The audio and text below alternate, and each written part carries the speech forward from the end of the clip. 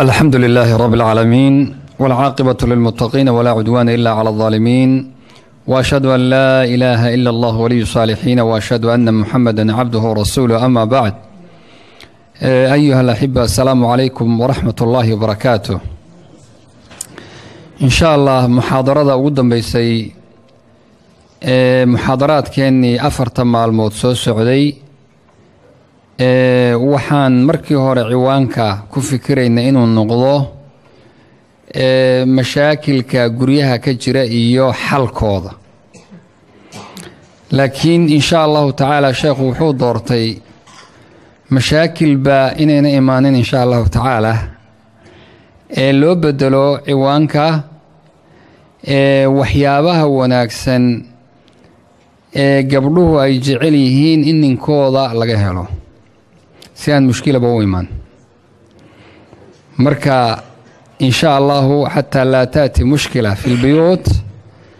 inuu ninka sifaad ama tilmaamo laga arko gabadhiisuna uu ogaado hadduu og yahay hadduusan ogaynba inay ka helayso tilmaamaha iyaga guryuhuna ay ku sii jiri karaan insha Allah taala marka muhaadaradaas waxaan filayaa galabta gabdhaha qaybtii kale qaateen oo iyaga ku saabsanayd raggana qaybtooda in la siiyo insha Allah markaana mutakaamil uu noqdo mawduucu qolo waliba iyaga oo qaba guryaheena insha Allah taala wanaag aan kula laabano marka insha Allah taala waxay noo raaci doonaa su'aalo wixii laga gaaro ducadii insha Allah taala haddii Allah idmo akhyaarta iyo odayaasha masaajidka oo iyaga naftoodu maadaama gabagaba eventigii aan soo gabagabaynayno iyaguna kelimad dhihi doona marka intaasaan rabnaa inay noqoto insha Allah intaa ka badan waqtiga mar raba inaan qaato si toos ah waxaan ugu soo dhaweynayaa Sheekh Maxamed Idriis si uu mawduuca hore ugu galo jazakumullahu khayr barakallahu fiik صلى الله وسلم وبارك على نبينا محمد وعلى آله وصحبه وسلم تسليما كثيرا إلى يوم الدين أما بعد وعنوانك سيدا تانوي إنك استوى طبعا وكوكو بيها هذا الرقة وحي دمركو وحياله يجعله هنا وشاقنه سو شيخ وشاقي موضوع داروي قيبتي صدام أي تهي كونفليكتسكا iyo dhibaatooyinka ugu badan oo dhex yimaadaha qoyska maxay yihiin iyo sidee loo xalliyaa taas insha Allah taala lacala munaasabo kale inaan kaga hadalno ama meel kale aan kaga hadalnay ayaa dhici karta marka waxyaalahaas hadda ma sii gelayo oo asaaska gurigu ku dhisan yahay oo diiniga ah si sariic ah inaan isaga dulmaro hadda mooyaane presentationka caaw iguma jirto inaan ka hadlo waayo waxay u baahan tahay waqti dheer dhalinyaradu guurka ka hor maxay u baahan yihiin baa ka mid ah qaybaha uu presentationku ka hadlayo khaasatan dhalinyarada dhulkan ku kortay oo qurbaha ku kortay waxaa ka mid ah gabdhaha in loo treat gareeyo sidii rag oo kale waxyaalaha gabdhuhu laga rabo inay ka digtoonaadaan oo gaar ahaan xiriirada ka horeeya guurka iyo waxyaalaha dhibaatooyinka ay la timaado social networkiga iyo waxyaalahan hadda internetka iyo dhibaatooyinka ka dhasha laakiin gabdhaha waxaan intaa kaga soo gaabsaday 5 qodob oo raggu ay ku jecel yihiin dumarkooda ama dumarka ay ka rabaan ama xaaskiisa qofka uu ka rabo islaamka markaan u eegno waaqica markaan u fiirino taariikh ahaan markaan u fiirino dhinac walba ka fiirino marka galabta ana dumarkii la hadlay oo idin hadlay oo dumarka u sheegay waxa raggu jecel yihiin hadda igu waafaqdaan 5 qodob waa idin sheegay aan u sheegay dumarka marka waan soo koobay way badan yihiin waxyaalaha dumarka aad ku jeceshihiin haddaad ragga tihiin laakiin 5 qodob oo muhiim ah oo asaas u ah gurigaas inuu dhismo ayaan ka soo qaaday kaliya ma garan 5taasna fariinta galabta dumarka waan gaarsiiyay oo on your behalf waan ku gaarsiiyay ma ujeedaa hadday doonayaan guryahooda inay xafitaan inay raggu arrimahaasay jecel yihiin ay ilaaliyaan. midda koowaad waa gabadha diinteeda, midda labaadna waa gabar mutiicada inay tahay oo muwaafaqo leh oo ninkeeda ka dambaysa oo aan isku taagin oo aan ka hormarin oo aan mucaaradin. yacni wixii diinta baan ka hadlaynaa, laakiin waa inay waafaqdo ninkeeda oo daaco leedahay. waxaan kale oo sheegnay inay sabr looga baahan yahay, ay ku sabirto ninkeeda. waxyaalo badan baa laga yaabaa inuu gaabis ku noqdo, xuquuqdii baa laga yaabaa qaar inuu ka gaabiyo, dhibaatooyin khilaafiya laga yaaba inay yimaadaan. gabadha waxaa looga baahan yahay sabir. ninka markaa haweentaas sabirka leh ninku waa jecel yahay, mana ilaawo. arrinka afraad oo raggu dumarku jecel yihiin waxaan u sheegay gabdhaha inay tahay daryeelka, inay ninkeeda daryeesho, cuntadiisa, hooygiisa, jiifkiisa, alaabtiisa, sariirtiisa, danihiisa, umuurihiisa khaaska ah, si special VIP ah isaga inay u maamusho caruurta iyo reerka iyo qaraabada iyo dadka kale aanay la wadaagin. waa inuu leeyahay daryeel khaas ah oo VIP ah oo xaaskiisu isaga ay ku maamusho keliya. mawjeed arrinka u dambeeya dareenka inay maaragtay dareensan tahay, hadalkeeda ilaaliso, dhaqankeeda ilaaliso, qaraabadiisa qaabkay ula dhaqmayso ilaaliso, isaga qaabkay ula dhaqmayso, iyo maaragtay dhaqan wanaagga dumarka hoose oo guriga iyo sariirta iyo dhaqanka hoose ay aad maaragtay wixii dareenka ku saabsan oo dhan fiilinkiisa ay ilaaliso. shantaa qodob waxaan gabdhayo haddii laydinka helo nin idin ilaawi karaa ma jiro haba yaraan, ama idinka go'i kara ama idinka samri kara hadduu shantaa qodob gabadha ka helo. marka way igu waafaqsantihiin baan u malaynaya. ma laygu waafaqsan yahay qodobadan? ya si fiican ma idinku hadlay marka? ya si fiican ma idin represent garay? hadday gabdhihii diin leeyihiin oo idinka dambeeyaan oo idinku mucaaradin weligeed, ya oo ay sabir leedahay oo sabirto oo gaajo iyo dhibaato iyo waxyaalo ay kugu sabirto oo ku daryeesho, ya ilaahu adaa weyn, oo dareenkeedu u yahay qof dareenkeedu ilaalinayo dareenkaaga. ma u jeedaa? waxay la tahay wax kale aad u baahan tahay inaanay jir. idinka marka doorkiinni baa yimi, kitaabkiina in laydiin dhiibo. shanta gabdhood waxa ay jecel yihiin, gabdhuhu shan qodob ay jecel yihiin, ragga ku jecel yihiin. idinkana iyaga hadda way maqan yihiin, anaa u hadlaaya oo idinkaan idiin sheegaya. iyagu min waraa ilxijaab bay naga maqlayaan, waynala socdaan, wayna maqlayaan, laakiin inay igu waafiqi doonaan baan u malaynayaa, sidaa idinkuna igu waafaqdeen. shanta qodob oo muhiimka ah, 5 indispensable qualities of the man woman can never forget. maasha allah, dhallinyaradina si fiican u dhegeysta. dhallinyaradiina guurka doonaysa,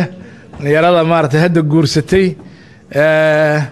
raggii horey u guursaday oo doonaya inay islaaxiyaan haddii wax ka hadlaysan yihiin, arrimahaas iyaguna si fiican ha u dhegaystaan. طabcan qualitiska qaar baa laga midaysan yahay, laakiin raggu qaar u badan yihiin, dumarkuna qaar u badan yihiin. awalan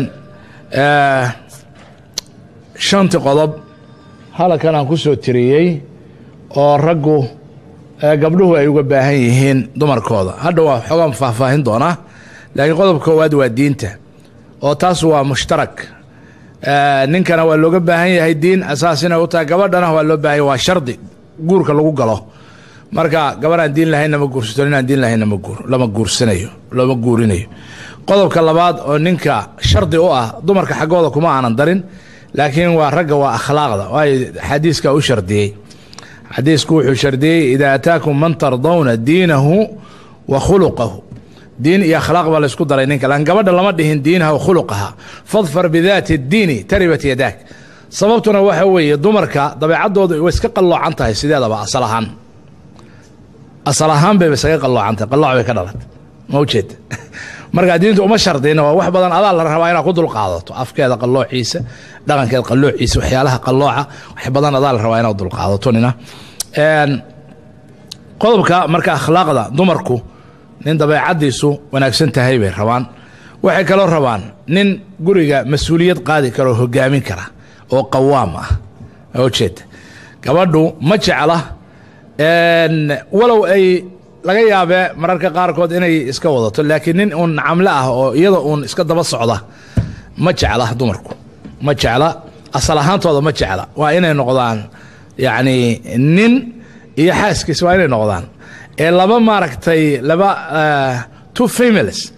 ama two males in the house cannot be impossible way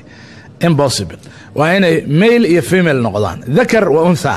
وليس الذكر كالأنثى إلهي سوير وليس الذكر كالأنثى مركا ذكر يا أنثى لما دهينه الرجال قوامون على النساء وير إلهي الرجال بالرامر رجل بالرباء ذكر كليا لما ربه يا إنه يهي مجرد ذكر ميل لما ربه وحال الرباء إنه يهي الرجال أو قوامة أو غير كذا مسؤولية قاعدة أيا لو باهي وحسكو وذكره wax kala wada qawaamadaas ama leadership kaas guriga waa sharxi doonaa wax yar qodobka afraadna waa generosity waa deeqsinimo ya hadii aad buug iyo qalin la daba joogto islaanta ma heshiinaysan ma wajida ragina wax xisaabiya hadii aad xisaabiso waa kala dhimanaysaan dumarka ma wajida marka hadda xisaabtana ku tala gelin qodobka shanaadna ونحرست ميرسي يا دمركو وضعيف وفق ضعيف كان وحبه هي لو نحرست صومها ضعف دمركو وذاتي معها إني مركا ضعيف تهاي أما يتبرير تهاي أو قف هان وتبرير ريسي أما حنون هان وتبرير ريسي معها مايا ضعف جادو وأورجانيك بانده كرنا أورجانيك واي السدادي قطعي ضعيف حتى هذه قف وين ومر قواوين يا وجيمك عيارته وضعيف هذا عي حديثته يضمرك وحس راعيان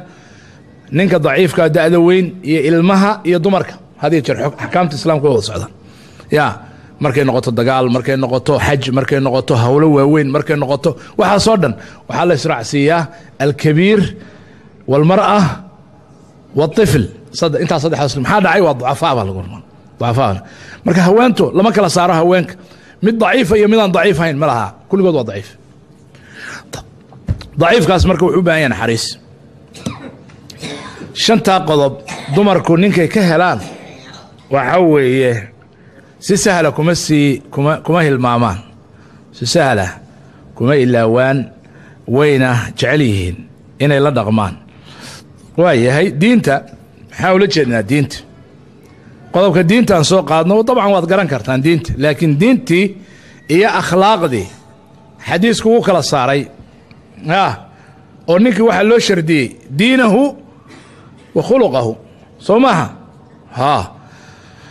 مركا دينتو أصلهان وحي كترجميسا طبعا أصلهان إنو كو عمل فلو يعني واجباتك والصلاة دوقم هنسنتها طبعا بحث الإسلام iyo wixii waajibaad oo dhan soonkiisi sakadiisi xajkiisi yani waajibaadkii inuu guto inuu ka fog yahay wixii muharramaadka iyo kabaa'ir dhunubna inuu ka fog yahay ya marka yani kuma xirna kaliya saad hadda ka dareenteen halkan ama ka arkaysaan yani mesela waxyaalo kale oo mukamilaad ah oo akhlaaqda islaamka kamida laakiin iyadu asal ahaan farac ka ah arrimaha asalka ah oo diinta ah يا ومثلا لبس كيسة يا مقال كيسة كرائي وحاس وفرع وحي كيهن أصلهان دينتي سي فرع كيهن أو وحي أيهن مقال لكن معها يقول لبقى أصل كاه معها ماشا أصل كاه يلا قربوا بمعنى حنكوضا إن هذا كدق من وحيالها مقال كاكلي قال مثلا والله نكو مثلا قرفي عنبو ليه هاي تاس أنا دينتي مثلا الدليل صحوي قرفي عن وصنه وأرن وناكسن أما واجب يا لكن ماشى لقى إيه يو دين تلقى عبره يو سك كلي اسمها ما ماشى اسمها ما كلي تاس حلقة عبره يا صلاة ديسة حلقة عبره يا أمانة ديسة وحلقة عبره يا يعني ما ركتي عبادة ديسة وحلقة عبره يا حاران تسوي سقط دوره يا oo haday noqoto xaq cunida iyo haday noqoto xaq amaanada iyo haday noqoto xaq soo isaga dhowro waxa soo dhan baa laga fiirinaya ee laga ma fiirinayo kaliya muuqaalka kaliya madaharka kaliya laga ma fiirin diinta taas way asalka usuusheedii inuu haysto inuu ku xiran yahay masaajida iyo ahlu masaajid yahay ahlu khayraadka yahay iyo ka qayb galo waxyaalaha khayraadka sadaqaadka khayraadka wixii amal khayr ah wa macruuf ah wanaagsan taasaa diinta astaamo taasaa u ah marka diinta waxaan ula jeednaa nuxurkeeda inuu qofkaasu haysto qodobka labaad waa akhlaaqda niri akhlaaqda maxaa ula jeednaa diintuna way kala shardiguna waa la kala saaray nin waxaa jira diin leh oo waajibaadkii ilaalinaya oo muxaramaadkii ka fog yaa baa dhici karta inuu jiro yaa sakadii dhibo sadaqaadkii dhibo qodobadii hadda aan soo sheegnay uu leeyahay laakiin gacantiisa iyo afkiisa aan laga nabadgeli karin yaa ama afka uu ka caytami yaa oo uu xanaaqsan yahay saacad walba ama gacantuba qaadi haddii lala hadlo oba ka soo horraysa yaa marka akhlaaqda kow waxaa ka ah in afkiisa iyo gacantiisa laga nabadgeli karo yaa oo afkiisuna wanaagsan yahay laysa bifaaxish walaa mutafaxish qaar waxaa jira dumarka caaya rag waxaa jira dumarka la gurta rag waxaa jira dumarka la jaajaalaya hadday iyagu hadlaan 5 buu odhanaya hadday caytanto 10 buu odhanaya hadday hadasho hadalkii 2 ka midu ku celinaya maana saa'ilada maana sheegaysa maana waxay tiri wallahi adiga waxaas iyo waxaas adiga taas isaan marka deeyadii isaga waxba isma dheeraan isku mid bay noqonayaan waxa la rabaa inuu yahay ninku nin raga oo afkiisa uu dhowrsan yahay akhlaaqdiisu dhowrsan tahay gacantiisuna dhowrsan tahay waanu gabadhii dilino garaacin laysa haulaa'i bikhiyaarikum du gabadha garaaco oo feer u soo duubto oo karatay ku barto yaa waxay noqonaysaa hadda ka hor nin macallinaba ku tijaabiyey gabadhii wuxuu bartay karataygu bartay iyadiiba ku tijaabi iyadiiba qac gabadhiiba waa maaragtay markay isqabteen wuxuu kala daalay lootu kala daalay hadhow markaan arrinka dhex galnay ninkii waa nin wanaagsan oo diin leh oo maasha allah qur'aan xafidsan oo maasha allah walaal xagee ilaa waxaan diinta iyo akhlaaqda waa kala labo waxa markaasaan fahmnay xadiiska nabiga calayhi salaam inuu waxaan diinta iyo akhlaaqda inay kala labata oo ninkii waxa dhici karta inuu nin diin leeyahay oo quraankii yaqaan oo adduunkii yaqaan laakiin yani haddaan hadda wax walba asraara ma furfuri karo laakiin inta macallin iyo xaaskiisa aan kala dhex gala xisaab ma leh quraankii xafidsan oo gabadhii ka carartay maasha allah marka macallimiinta raalliga ahadan ma ahayn macallimiintu ay yihiin laakiin waxaan ka wadaa diintay asal u yihiin oo quraankii iyo diintii way xifsan yihiin haba ahaado xataa macallin waxa weeye waxa la fiirinayaa dhaqanka iyo akhlaaqda la fiirinaya haddii wax dilo gabadhii lagu aamini maayo dhaqankiisa guud xishoodkiisa baa ka mid ah akhlaaqda xushmaynta ka mid ah iyada iyo dadka kaleba wixii la xiriira qaraabadeeda ehelkeeda waxeeda inuu xushmeeyo oo weyneeyo oo ixtiraamo qadariyo ayaa laga rabaa dulqaad inuu u leeyahay wixii iyada ka dhacaya oo dhaadhaca oo dumarka ka dhacaya masayr baa ka dhacaya maxaan kuu sheega hadallaa ka dhacaya afkeeda uu iska qalloocnaan karaa waxyaalo badanoo waxaasaa ka dhacaya marka waxaas waxaa la rabaa ninku inaanu waxba ka soo qaadin oo uu sabro oo dul qaato nimaan dul qaadin dumarka ma wadi karo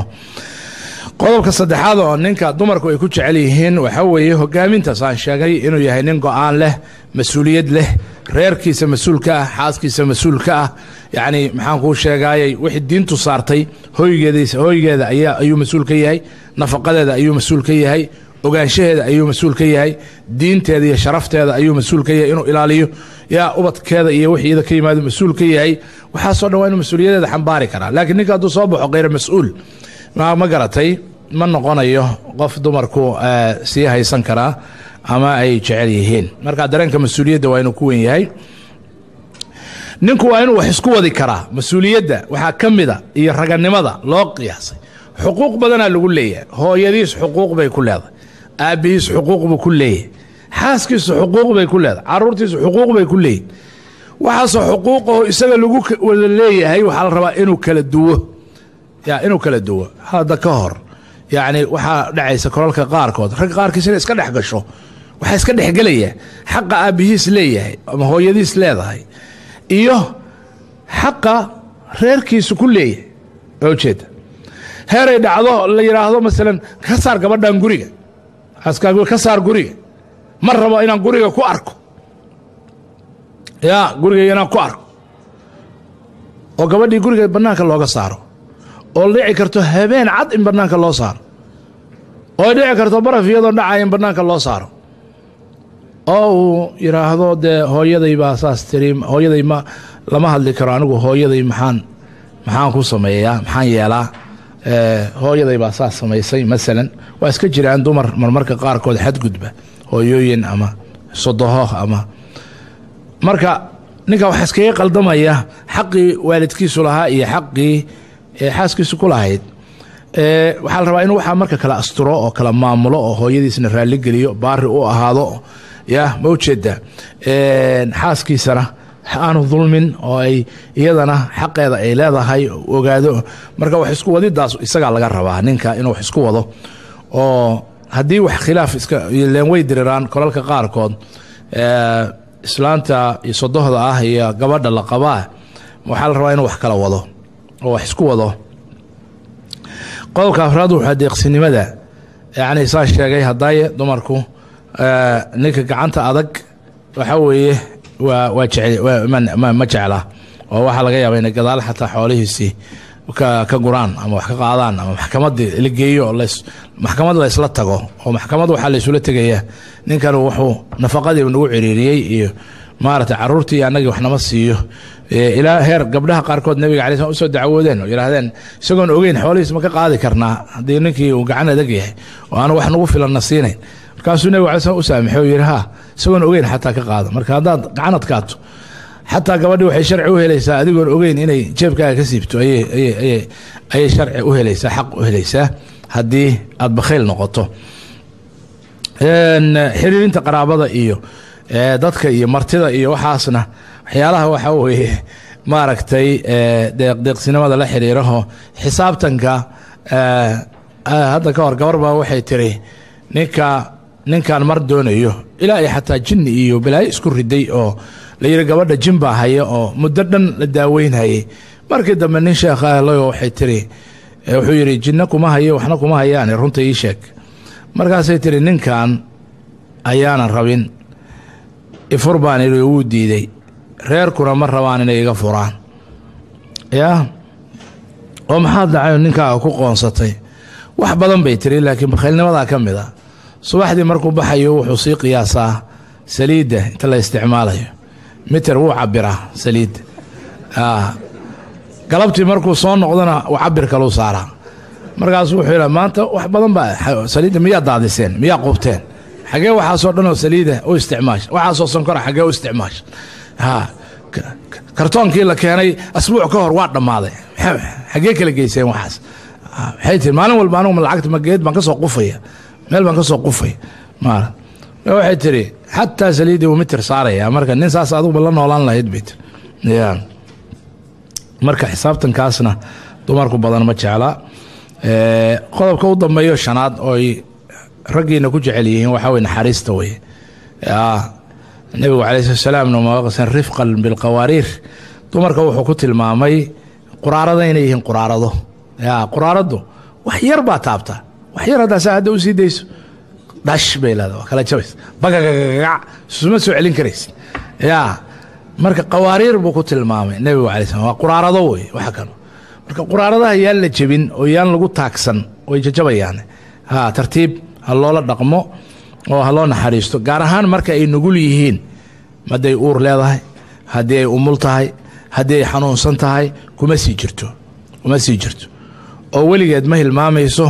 waxyaalaha aad maaragtay markay saas oo kale tahay ama u nugushahay oo ka sii nugushahay dacfigeedii guud haddaadan ilaawin marka dacfigooda inaad ilaaliso weeye ninka dacfigooda ilaaliyaha bay jecel yihiin waxay jecel yihiin ninka tixgeliya duruufahooda leanna duruufo khaasaa la xiriira mar waa wallac oo mar waa maaragtay uur oo mar waa umul oo mar waa maaragtay caadi qabtaa waa dhibaataysan tahay hormoonaadkeedo dhan waa kaxsan yahay acsaabteedo dhan waa kaxsan tahay oo marka adiguna haddaad markaasoo kale la kowsato dee markaa isla ishticaalaysaan isla gubanaysaan isla ololaysaan marka marka waxaa la rabaa qabow iyo dejin iyo si degan in loo ictibaariyo naxariistay ka mid tahay waqtiyaday baahan yihiin gaar ahaan arrimahaas waa waxyaalaha guud oo kale waxaan ku darayaa marka qodob idinka iyo iyagaba idinka dhaxeeya laakiin ragga xaggiisa u badan taasna waxa weeye qodobo muhiim ah oo ragga dhallinyaradaana aan u qishayo inay maaragtay ka faa'iidaystaan waxaana ku tilmaami karnaa bahaaraat waxa carabiga lagu yiraahdo ama flavors maaragtay of love yani jacaylka guriga ayay maaragtay macaaninayaan suugada aan lahayn xawaajka iyo alaabta iyo waxyaalaha lagu dardarin it's not the main thing maaha alaabta mainka waa waxyaalo kaleeto content kale waaye laakiin waxaan yaryara lagu daraayo maaragta flavorskaasu macaan bay ka dhigayaan iyo alaabta iyo guriga marka guriguna wuxuu u baahan yahay some flavors buu baahay flavors marka midaan xataa odayaashu way u baahan yihiin inkastoo iyaga iyo islaamahooda dee isku waqti ay ahaayeen oo isku sabrayaan laakiin dhaqanka guud sida guud oo islaamku ina farayo ama dhaqankiisu waa muhim weeye awalan yani raganimo iyo yani akhyaarnimo in dumarka lagula dhaqmo oo bimacnaa wax badan asal waxaa u ah cafis wixii adiga xaaskaaga idinka dhexeeya hadda u fiirso xataa xuquuqda aad leedahay waa meher buu noqon karaa waxyaalo kaluu noqon karaa waxaa asal u ah cafiska wanaagsan inaad cafiso ka tagtaa wanaagsan oo aadan waxba ka dooran oo waxba ka qaadan hada huwa afdal xataa xaq haddaad ku leedahay waxaana u asala ilaahay subxaanahu wa tacaala wuxuu leeyahay aayadda marka la kala tegayo wain طلqtmuuhuna min qabli an tamasuuhuna waqad faradtum lahuna fariidaة fanisfu ma faradtum haye maxaa ka dambeeya إilaa an yacfuuna aw yacfuwa اladii biyadihi cuqdaة الnikaax وأn tacfuu أqرب للتaqوى وlaa تنسوا الفضل بينكم إن اllaha bma tacmaluuna bصيir gabadha haddii aad guursataan buu yidhi waad furtaan idinkoon la aqalgelin meherna aad u magacowdeen waxay xaq u leedahay meherka nuskiisa 10 kun baad ku heshiiseen oo meherah waad mehersatay gabadhii lama aqalgelin adigoon la aqalgelin baad kala boodeen waxay leedahay meherka nuskiis markay tegayso ilaa inay cafido mooyaan ama adigu aad cafido sida xaqa laysku leeyahay waa nus laakiin waxaa dhici karta inay tiraahdo nusna kaa qaadan maayo niyaho waxbaba maba aadan helin nin miskiinoo meesha ku jabay baa tahay marka 10kaagiiba iska qaado iyadoo ful ah waxba ha keenin way heli kartaa inay cafido inuu isagu cafiyo waa heli karaa oo yidhaahdo 5 baad xaq u leedahay 5ta kalena ku darso waxba mar haddaan ku hadlay kaaba qaadan maayo waataynu wada kulannayoo yacni danin iyo xaaskiisu way isu bannaan yihiin mugta wax kastaa dhex mari karaa hadal baa dhex maray haasaan waa dhex maray faraka ciyaar baa dhex mari kara wax kastaa dhex mari kara almuhim marka inuu yidhaahdo isaguna sharafta ka xigo aw yacfu aladii biyadihi cuqdaة الnikaax markaasuu ilaahay wuxuu raaciyey xaqu markuu saas yahay in mid walba uu cafin karo inay u bannaan tahay markaas haddana aayaddu waxay raacisay in cafiskaasu in midkiin cafiyo ay tahay sida taqwada u dhow oo wanaagsan sida taqwada u dhow kee afdal ah labadooda kii cafiya wa an tacfuu aqrabu litaqwaa markaasuu ilahay haddana wuxuu ku sii daray walaa tansawu alfadla baynakum war wanaaggii ha ilaawinina idin dhex maray iyo macruufkii ilaan shalay waxaa ahaydeen I love you you love me baad isla ahaydeen ad maantana kala boodeen hawjeed jacayl baad isku soo aadeen haddana waa kala boodeen marka jacaylkii ha ilaawinina shalay jiray iyo wanaaggii idin dhex maray marka gentleness baa laga rabaa ninka dumarku jecel ninka gentlemanka ah waxba ka doon xasan ibn cali radiyallahu anhu ayaa waxa laga sheegaa inuu furiin badnaa bay qisooyinku sheegaan xasan ibn cali ibn abi talib radiyallahu anhu marka gabar buu furay markuu gabadhii furay buu xoolo badan u diray oo tiro badan nin adeegihiisa raggii u adeegi jiray buu lacag badan intuu dhiibo 100 kuna wuxuu yidhi u geey gabadhaas yaa oo tasriixun biixsaan waxaa weeye mutca la yidhaha gabdhaha marka la sii daynayo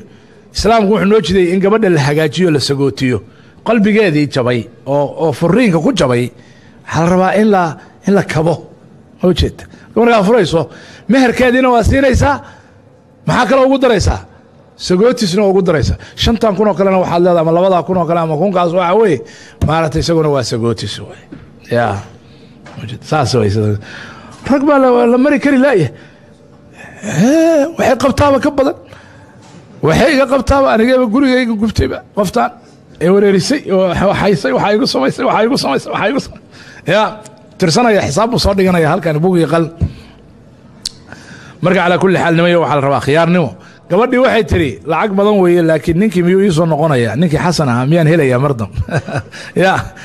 isagii ma helayo yani isagii ka go'i kari laadahay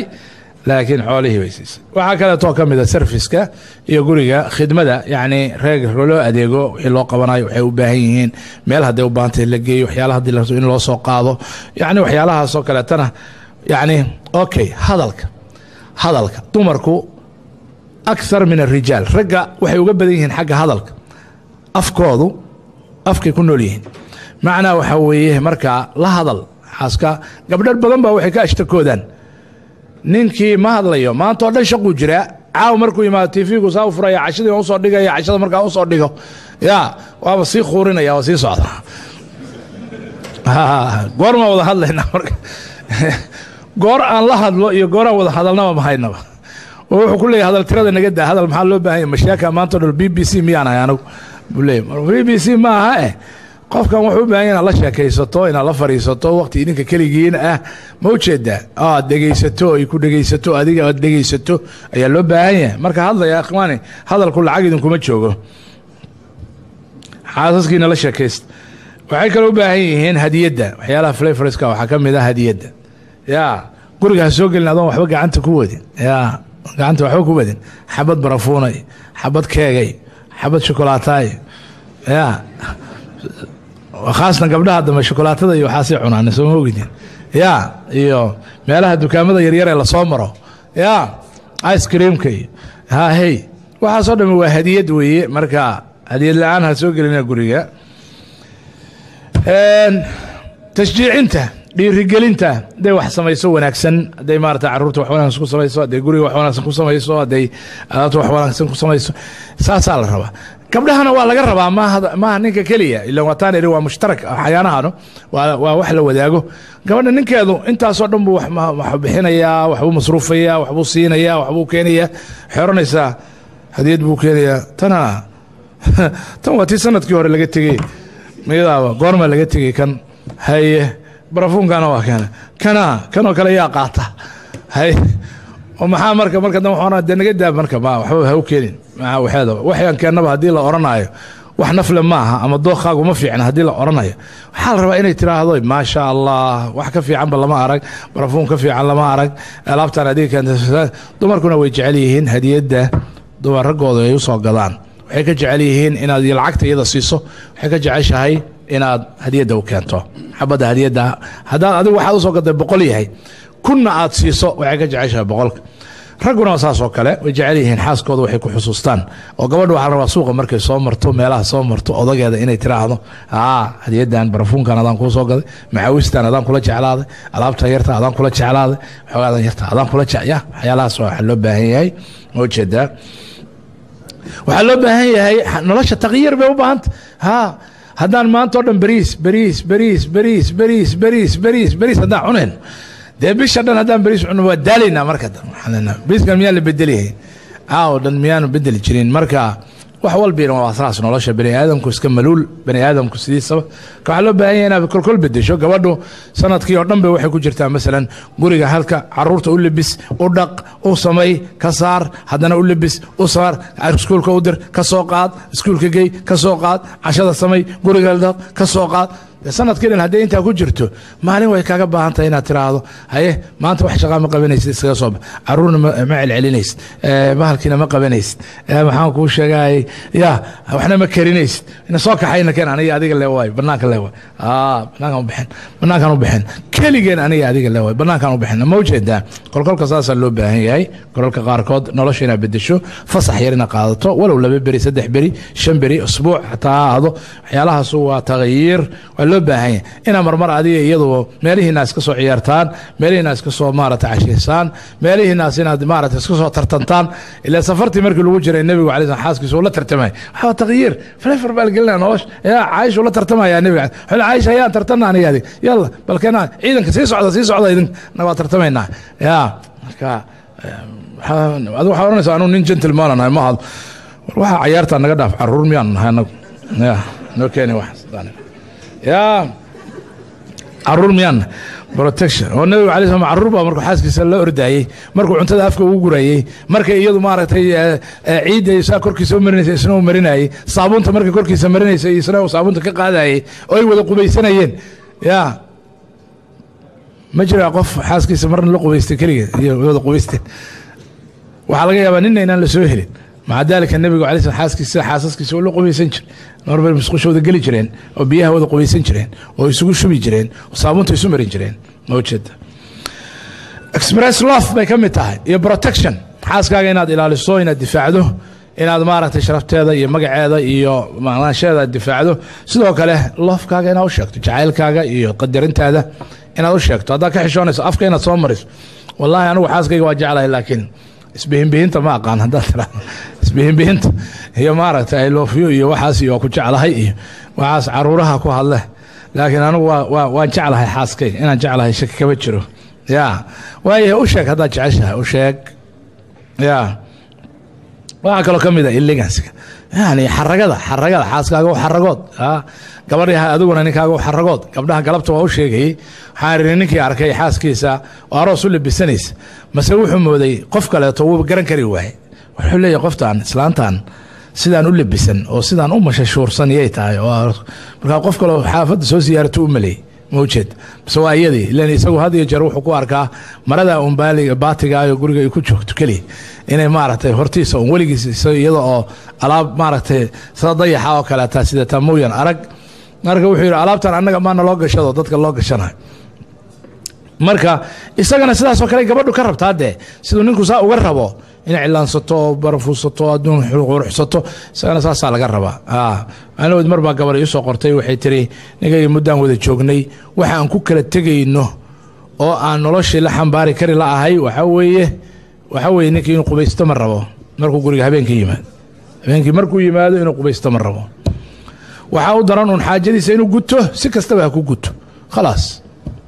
dareen kale iyo cid kale uu ilaalinayo ma jirto haba yaraad bal xataa cadaygii inuu si fiican cadaydo habeenka hadduu yimaado ayaan laga kareen dabcan qofka hadduu saaka cadayday cadaygeenu mar kale ku celiyo u baahan yahay khaasatan habeenkii markuu reerkiisa iyo xaaskiisa iyo la kulmay gabadha laftigeeda u baahan tahay lan kulankan waxaa la rabaa inaan dadku kala cararin oo qofku wax raa'ixa xun uyan kaa urin gabadhuna aanay ninkeeda raa'ixa xun ka dareemin ninkuna aanu xaaskiisa raa'ixa xun ama afkeeda ama meel kale wax kale ka soo baxda aanu ka dareemin si aan loo kala anfariirin waayo waxyaalahaas anfariir bay keenayaan nicitaan bay keenayaan walow qalbiga maaragtay la qarsado ama maaragtay la isku khasbo marka waa in nimayahu la xaragoodo saabuun iyo shaambo iyo adduunka way buuxiyeen maanta marka waa in maaragtay alaabtaas la isticmaalo ugu dambeyntiina xagga guriga iyo qolka hurdada waa in si fiican labaduba ay u bartaan siday qof mid walba midka kale ugu raali gelin lahaa taasuna waa muhiim nolosha xiriirkeeda very important way aad iyo aad bay important u tahay waxyaalaha ilaahayna subxaana wa tacaala xaqada kama xishoodo laakiin waa in maaragtay qof walba qofka kale raali geliya oo wax qancin kara oo xalaala uu sameeyaa wixii xaaraan ah laga fogaado laakiin wixii xalaasha ah in maaragtay laysu dhinac geliyo weeye jazaakum allahu khayran waxay la tahay shantii qodob inaydinaan ilaawihayn oo iyadu ay muhiim tahay waxaan kalena waa uun ku darka ah oo ah flavorska ah laakiin shantii qodob waxaan filayaa inaydinaan ilaawihayn ood meel ku qorataan insha allahu tacaala gabdhuhuna waa qorteen baan u malaynayaa haddii shantaa qodob qolo walbaa fuliso oo iska doondoonto haddaadan ahayn xataa iska doondoon iska keenkeen raadi inaad yeelato insha allahu tacaala kadibna waxaad helaysaa smooth insha allah smooth life iyo mashaakil la-aan insha allah baaraka allahu fiikum jazakum allahu khayran الحمد لله رب العالمين وصلى اللهم وسلم على نبينا محمد وصحبه أجمعين جزاه الله خير الجزاء شيخنا الفاضل الشيخ محمد إدريس runtii sheekhu haddaan idiin sheego waxoogaa sirna ah gabdhaha wuu idinka badiyey xaggiinna u badnayd hawsha la idiin sheegay gabdhaha way yarayd insha allah laakiin way idinla dhegaysanayaan insha allahu tacaala si fiican buuna runtii idinku sharaxay الله بركاته حقيقة ما من بند قضب أنتو أن هدف اليوم مسكحة إذا كسر دعي أو كمد هاوشان لبض قف أي دريميان إنه قف ولا بقفك كلا كهلو إلا شيخ واشيء وحصي مركب واحد لو بهاي وحي وإن شاء الله تعالى لينور شيء إني قريه هنا كم مغضان waxaa keliya aan ku dari lahaa oon dhihi lahaa walacalla sheekhuna inuu xusayna waa suuragal ah atafaahum in ay marka horeba waa waxyaabaha intaan loo soo gudbin kaba sii horeeyay dhahaan tafaahum horta ruuxa aad nolosha la sheergaraynayso gabadha aad rabto inaad nolosha la qaybsato horta waa inaad fahamto maxay jeceshahay maxay neceb tahay waa inaad marka hore istaqaanaan oo isfahamtaan xilligaas malihii wada socod dheer iyo xilliyadan ka horeeya intaan la isguursanin waqti dheer kama wado laakiin gabadhaada waxaad fahmi kartaa habeenka ugu horeeya ee arooska lagu keenaad fahmi kartaa waxay jecesha iyo waxay naabta waxaa jira dad badan ama guryo badan oo burbura sababtay ku burburaanna ay tahay labada qof inaynan isfahminba weligoodba mana isweydiinin gabadhuna way la cabsan wiilkuna wuu la cabsan guriguna marka dambe waa burburayaa markaan u fadhina hadda faamiliyada iyo xalkooda oo maalin walba hadda talaado ah baan masaajidkeenna waxaan u samaynay maalin kasta oo talaado ah waxaan u fadhiistaa xafiiskaas xalka qoysaska waxyaabaha ku soo maraya aad baad ula tacajubi haddii aan wax yar idinka sheego qof ma sheegayo laakiin waxaan rabaa kiisaskay soo maray nin ka midabaa waxaan yidhi reerkaygii way kala tageen labadii qof waxaan ku yidhi gabadhu haddaad kala tageen waxay kugu leedahay meher waxay kugu leedahay masruuf 3 bilood intay ciddada ku jirto waxay kugu leedahay gurigeeda inay joogto intay ciddada ku jirto waxay kugu leedahay wax la yidhaahdo mutca oo mid sheekhu ka dhawaajinaya mutca samirsiin gabadha in xoolo dheeri la siiyo ninkii wuxuu yidhi hal mar buu booday wuxuu yidhi sheekh anigaaba dayn ku jira dayn bay gelisay sidee waxaad sheegaysaa aan u bixinayaa waxaan idhi daynta ay ku gelisay waa hawl adiga kuu taal laakiin waxaana waa wax lagaa rabo mas-uuliyaddaadii ku saaran wey marka guryaha waxay ku burburayaan waa wax badan oo xitaa aqoon darra ruuxuna jahlina suuragala inay jiro dadka qaarna inay ka baxaan xitaa ma jecla waa in laga baxo oo la weydiiyo oo la barto insha allahu tacaala waxaa runtii aad iyo aad qodobadii uu sheekhu ka dhawaajiyey oo iyaguna ka qayb qaadanaya nolosha innaguna inta badan dadka da'da yar waa laga yaabaa inay si uu isticmaalaan laakiin dadka waaweyne ay laga yaabo afkoodaba inayna soo marin gabadhaada inaad tiraahdo waan ku jeclahay kelimada inaad ka xishooto ma waa kelimo macno weyn leh waa kelimo meel weynna gabadha uga dhacaysa waana rasuulkii alla sallallahu alayhi wa alihi wasallam iyo dhaqankiisii guryaha ayaa looga dayanayaa marka inaadan ka baqin oodan ka xishoonin oo afkaagu uusan noqonin mid kelimada ka baqa kelimadu ma wadato wax laga xishoodo waa kelimo wanaagsan marka afkaagu inuu barto aad bay u fiican tahay mawaaqifta kale ama guryaha inta ay ku kala tegayaan siduu sheekhu ka hadlay waxaa ka mid a waxaa la yidhaha bukhliga yacni inuu qofku sakhi ahaado waxay yidhaahdaan hadiyadda oo kale cibaaro maalin ay qof adeegsaday baan aad ula tacajubay runtii ninka waa inuu gurigiisa noqdo baa la yidhi keenkeene ma taqaanaa mar walba uu baxo waxbuu wadaa ha yaraado ha weynaado hadiyadda waxaa la yidhahdaa ramsi weeyaan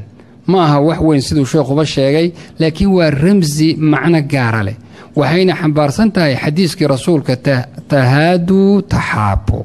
baluu fiirso macnay ku fadhidaa tahaaduu taxaabo wax isu hadiyeeya waa isjeclaanaysaan marka inuu qofku noqdo keenkeene mar walba gurigaaga gaar ahaan haddaad safar aaddo meeshaad rabto haddaad tuulo yar aad ka soo noqonaysood saaka u baxdo adoo gacantaadu maran tahay ha soo noqonin gurigaaga wax keen intaasoo dhan walaalayaal oo sheekhu muxaadaradu inoo galaayay waxa looga golleeya waxa weeye inay noqdaan laba ruux oo jacayl uu ka dhaxeeyo guryaha yo imaa inuu jacayl ay ku dhisan yihiin yo imaa inay naxariis ku dhisan yihiin almawadda waalraxma oo allah isdaba dhigay weeyaan mawaddada iyo raxmadu waa laba kala macno mawadda waa jacayl mar baan jacayl jirin laakiin naxariis baa lagu wada joogaa waa ilmahaaga hooyadood waa gabadhii aad aayaadka ilaahay ku bannaysatay jirkeeda waa qofkii adiga kuu weelhayay oo cuntada kuu samaynayay waa qofka wakhtiga dheer kula soo qaatay marka haddii jacaylba aan jirinba oo guryaha qaarkood jacayl aan lagu wada joogin raxmad waa in lagu wada joogo marka waa laba kala qaybood qayb haddaad weyda qayb ku wada jooga haddii aad isku dari karto ood raxmaddiina jirto jacaylkiina waa mawadde ay daba taallo qur-aankeennii baa ka hadlaaya yaa rayta in labadiiba la wada helo gurigu ku noolaado marka insha allahu tacaala ku celcelinun bay noqon haddii aan qodobada qaar ku noqdo mana habboona insha allahu tacaala wakhtiga si aan u seefgarayno su-aalahana sheekhu uu uga jawaabo habeenkii u dambeysay baan ku jirnaa insha allahu tacaala waxaan ku soo celinayaa su-aalaha insha allahu tacaala